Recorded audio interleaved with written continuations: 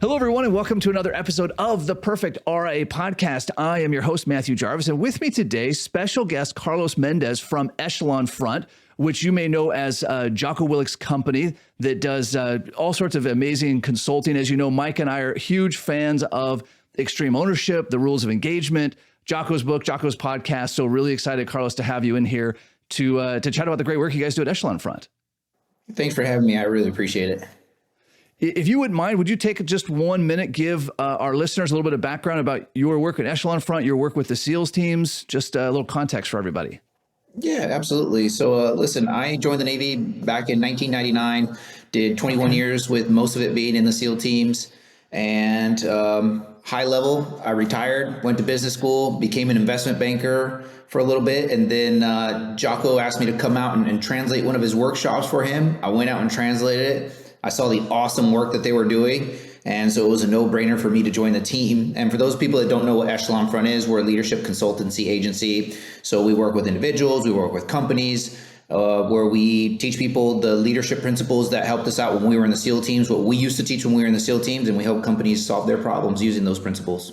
Yeah, and I love how you guys are able to give these examples of things you did in the SEALs teams, because then it's for a civilian, it's easy to dismiss, like, well, of course that worked, you know, when you're shooting guns at people, but that doesn't work in a business case. And then you give like a business case example, and then sometimes even just like a personal world one. And so I love how you're able to tie all these angles together.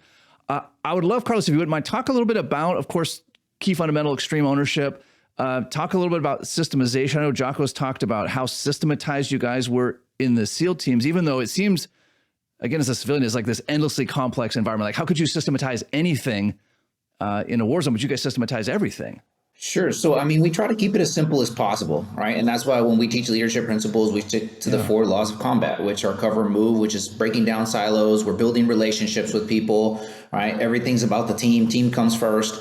The next one is being simple. And simple is all about the way we communicate to ensure alignment. We got to make sure we're on the same page about what we're trying to accomplish, why we're trying to accomplish it. And then obviously some parameters that you have for your team. The next one we talk about is prioritize and execute, which is being able to detach from our emotions and understand that when we're frustrated, we're emotional, we're pissed off, we're probably not making the best decisions. And that's when we start to get overwhelmed, right? Because we think that everything is a priority and everything needs to get solved right now. When in fact, if we truly detach from our emotions just momentarily, we realize like there's some problems that actually do need to get fixed right now, and some problems that can wait till later. And then finally, decentralized command, which is empowering the people around us. And that goes up and down the chain of command, peer to peer. And that's basically letting your team come up with a plan, right? Because people love solving problems their own way. Yeah, boy, we could do an entire episodes on each one of these. Well, let's work back through this. Sure. Yeah. In reverse order. It's funny, I get to do these interviews, right? And they're a ton of fun. And then as you're going through these, I'm thinking of all the spots where like, oh, I've heard all these before, but I just immediately thought of like 100 ways I'm not using it very well. So let's hit decentralized command solving problems, right? So an advisor listening, they've got a team, a couple of people. The default, like my default is I come in frustrated because something's not working, and I say, all right, here's how we're going to do it, and I walk away. Like that's sort of like my default approach. But you're espousing like the opposite, like let them solve the problem. Oh yeah, for sure. I mean, if you think about it, listen, we could attack it from multiple different angles, right? I always say decentralized command is so powerful because, listen, there's a pretty good chance that your team may have a better idea than you. And I always say that as a leader, you've always got to be open to the idea that you could be wrong, right? And that's difficult for us to accept as human beings because it's our ego getting in our way. But if you think about it, listen, there's a good chance, not always, like I said, there's a good chance that your team may be able to solve that problem better than you. Why? Because they're closer to the problem and they deal with it on a day-to-day basis. The other reason why decentralized command is so powerful is because if it's their idea, they're way less likely to mess it up, right? Because they know the ins and outs, they came up with it, and they're way more motivated to solve the problems that are inevitably going to come across when you're trying to implement a problem. Because I don't know about you, but I don't think I've ever, came up with a solution and then everything went 100% as planned. No, there's always another dozen things that come up along the way. So you're really then, so we have whatever the problem is, right? You're stepping back and then basically like, hey, all right, what would you guys suggest here? What are some options here? Like help us kind of walk through this guided discovery, Carlos. What does it look like? So listen, in order for us to be able to implement that decentralized command, we got to give our team a few things. The first thing we got to be crystal clear about is the mission. What are we actually trying to accomplish? What does winning look like? Commander's intent. I mean, you can call it multiple different things, but ultimately, what is the goal? What are you trying to accomplish? They have to know that. The next thing that they have to know is the why. Why are we doing this? And why are we doing it this way? Because when people understand the why, it allows them to make decisions that actually support that overall mission, right? I think most people at some point in their career have come across that coworker who's kind of always out there on their own, doing their own thing, right? They're doing things that's duplicative work, it's counterproductive, doesn't count towards the mission. That's because they didn't understand the why. And then the next thing that I tell teams or team leaders that they got to give their team is the expectations. What is the end result, right? What do I actually expect out of you? And finally, parameters. How much decision-making power do I actually have before I have to come to you and ask you for, a next level, I guess, authorization, if you will. But this takes time, right? Like Carlos, like this isn't just like you really got to have a commitment to decentralized command, right? Because at first I'm like, oh yeah, you guys take care of that thing, but that's not what you're saying. You're saying like give them this framework, the vision, the why, the end result, the parameters. I mean, this takes some real commitment, right, to make this happen. Oh yeah, it takes time, it takes commitment, it takes patience. Because listen, inevitably mistakes are going to get made. Inevitably, your team's going to come up with a plan that you don't like. Right. And it takes that patience of going through those growing pains, but only by going through those growing pains can you actually grow and develop your team. Okay. And that's why we talk about, one of the things I talk about a lot, especially during my workshops, is the debrief. Yeah. Listen, mistakes are going to get made. But if we take the time to debrief the mistakes that we made, right? What do we do right? What did we do wrong? What can we do better next time? That's actually what helps your team grow, because you talk about it, you process it, and not only that, you talk about how you're going to do things different next time, or how you could do things better next time. Even if things went well, how can we still do better? Because you can always get better. And you have to go through those growing pains in order for this to work. But because a lot of people aren't willing to do that, right? They kind of start taking everything on themselves. They start becoming micromanagers. So they start becoming overwhelmed, overworked, and now their team is miserable, right? And it just turns into a terrible working environment. And one of the things that we talk about is that leadership is actually pretty simple. It's not complicated. When I teach workshops, when all the other instructors here at Echelon Front teach workshops, the stuff that we teach, it's not this groundbreaking epiphany that you've never heard of before. The things that we talk about, things that you knew were the right thing to do, we just give it a structure. These are the things that have to be in place for this to work. Leadership is difficult because all these principles that we talk about, they go against our human nature, right? And decentralized command is one of those. We like control. We like control. And it's a really tough thing to let go of that control and then be open to the possibility that there's going to be mistakes that are going to get made and there's some consequences that are going to happen after that. But only by going through that are you going to be able to grow yourself and your team, quite frankly. Yeah, boy. Sorry, I feel like we're having like a one-on-one thing. Like, never mind all the listeners. Like, oh man, Carlos, you knew. How did you know that I was going to be on this call? And but it seems like it's probably pretty consistent.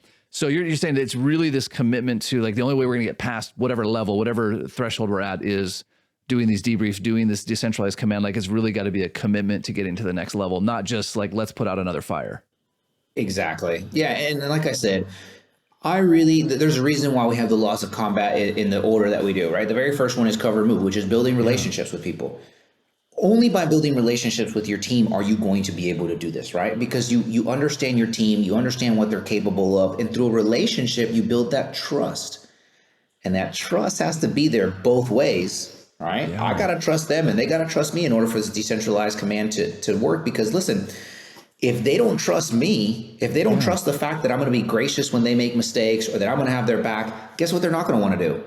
They're not going to want to think outside of the box. They're going to probably do the bare minimum, just enough not to get fired or not get in trouble, or they're going to sit around with their hands in their pockets and they're going to sit there and wait to be told what to do, right? Because they don't trust me either. So, yeah, a lot of things that go into it. Yeah, back on the cover and move. I guess I really thought about that from a trust aspect, but yeah, it's 100% trust aspect. Whether we're talking about in combat or in business, right? If I'm going to go out on a limb and you're going to cut the limb out from underneath me, there's no way I'm going out on the limb. So that is interesting. It starts with the cover and move, and then down to simplify, prioritize, and execute decentralized command. Yeah, there's a lot there. I can see how you guys could have an entire company around this.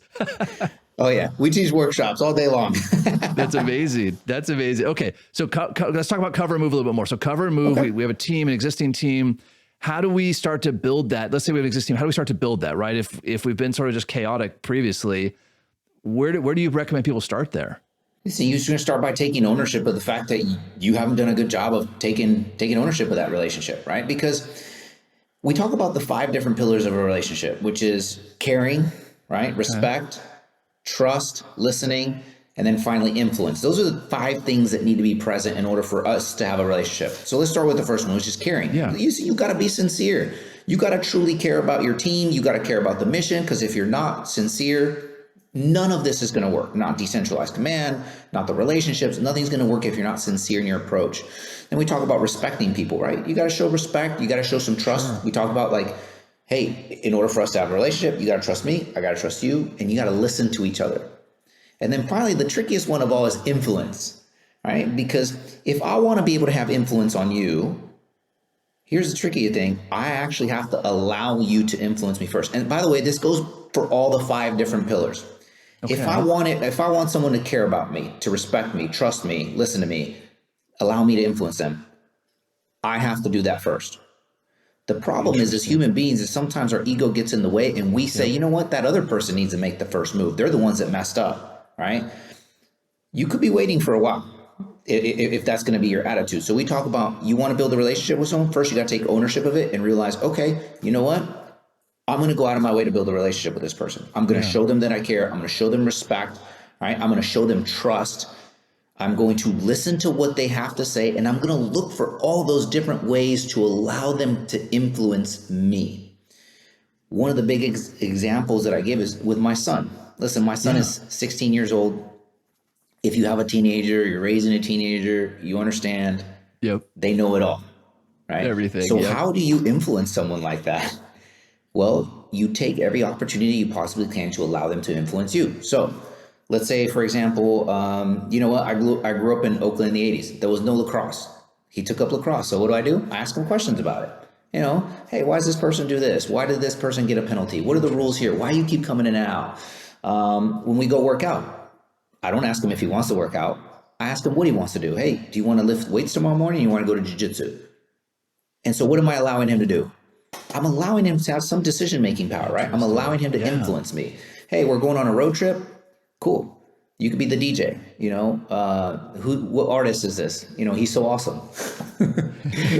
I'm just looking for all those ways. And at work, the way I would do it is, say I'm a team leader. Think about this.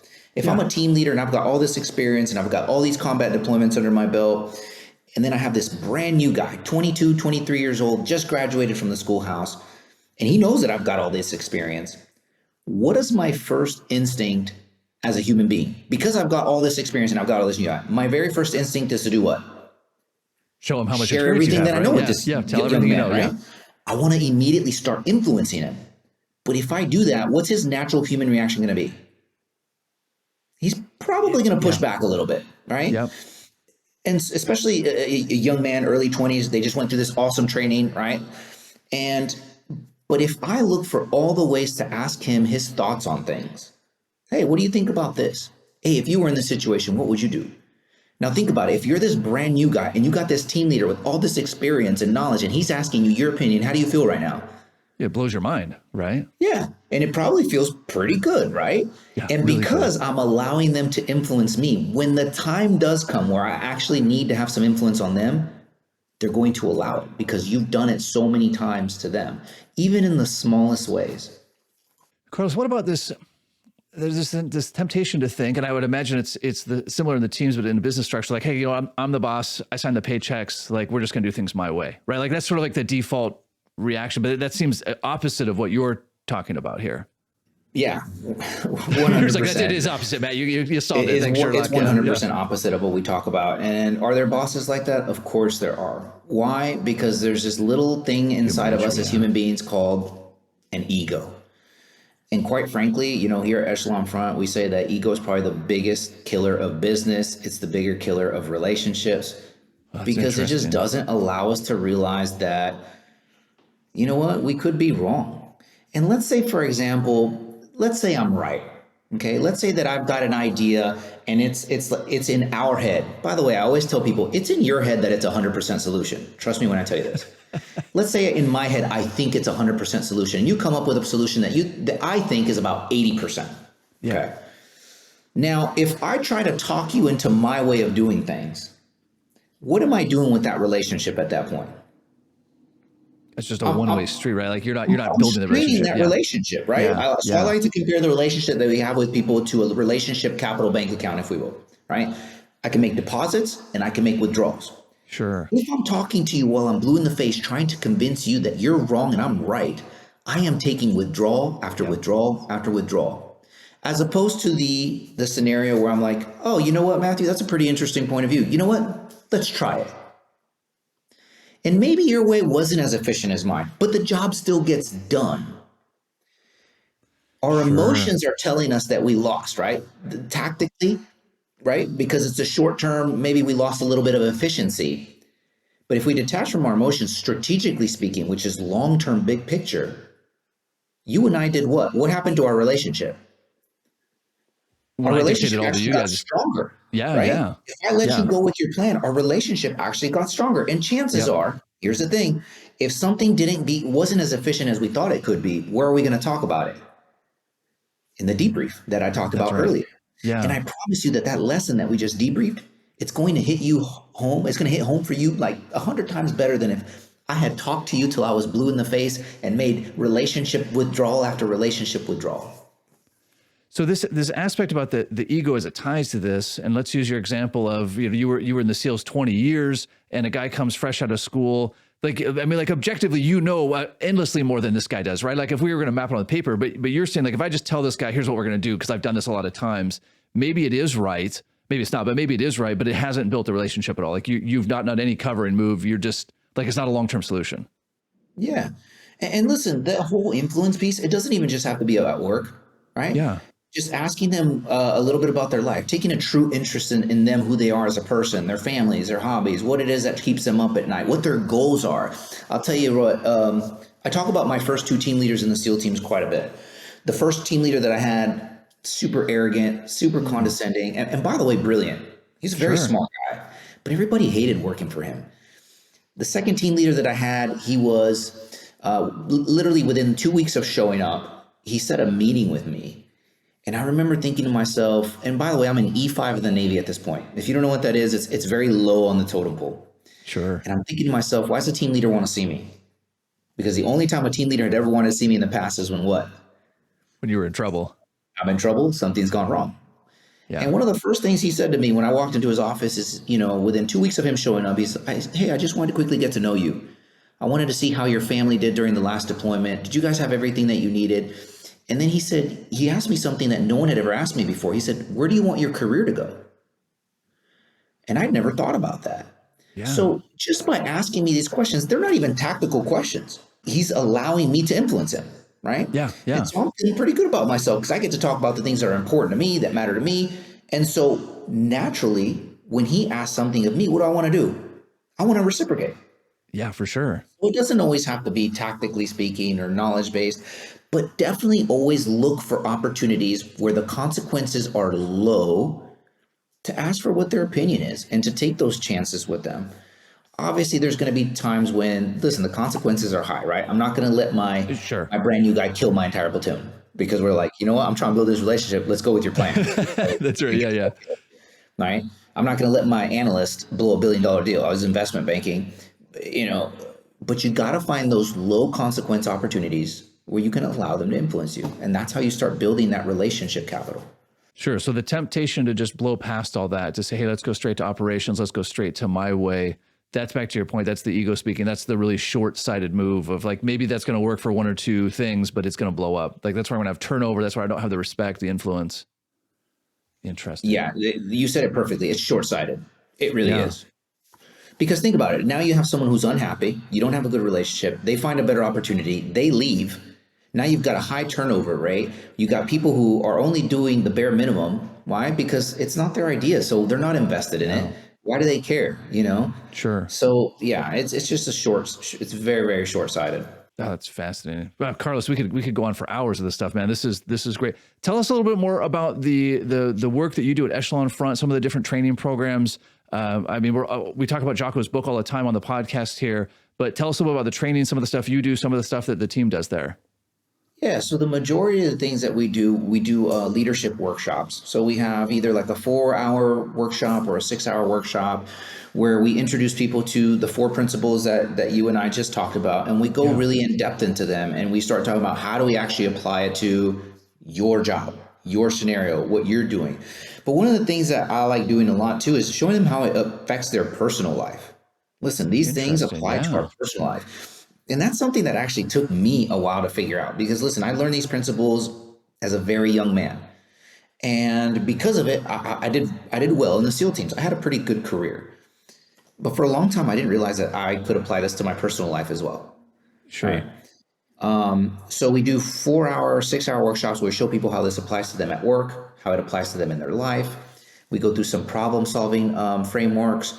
We do some activities that basically prove what we just talked about. So one of the activities that we do, I won't give too much away, but it's a hands-on activity because one of the things that I say a lot during my workshop is what I just said. Leadership is simple, but it's not easy.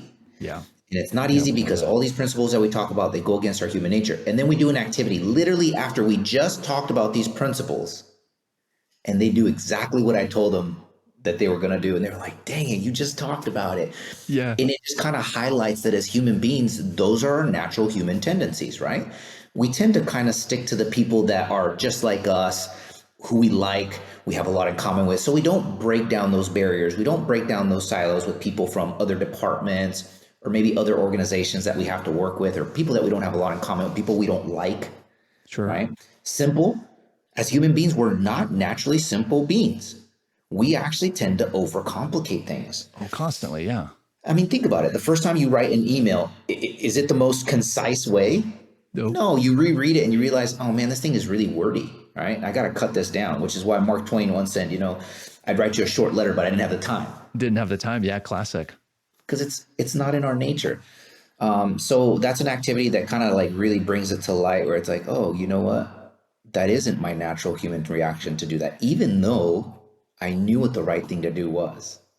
Yeah. Yeah. You kind of go to that default, like you said, default complexity, default ego, default, hey, let's just do it my way, even though that's the short-sighted move. Yeah. Oh, for sure. That's fascinating. That's fascinating. Well, Carlos, really appreciate you coming on the podcast today. This is really interesting stuff. It's fun to hear a personal angle on things, even though you feel like you've heard something 100 times, like, wow, I totally missed the point on this, or how cover and move work. So it was really great. Thank you, of course, for your service to our country. And thanks for all the great stuff that you guys put out. Any parting words of wisdom for our listeners, Carlos? Oh man, any big parting words of wisdom? They can be small too. All of it counts. Listen, I'll say this. Whenever you come across a problem, whatever it is in life, I would say prioritize the relationship over everything. All right? Prioritize the relationship over everything. And realize that it's your responsibility to build that relationship with that person, whether you like them or not. And prioritize the relationship over simple. everything. Listen, that's actually one of the first questions I ask people when they start telling me the problems that they're having. Like this department sucks, accounting sucks, or my supplier sucks. And my very first question to them is like, what's your relationship like with them? And it's usually not great. So I would say prioritize the relationship over everything else. Start there. I love it. Carlos, that was really good, man. This was an awesome episode. Thank you again so much for coming on. I love this. Prioritize relationships over everything. Great information. Of course, everyone check out Echelon Front, sign up for one of the events. Make sure you're listening to the podcast. And until next time, everyone, happy planning.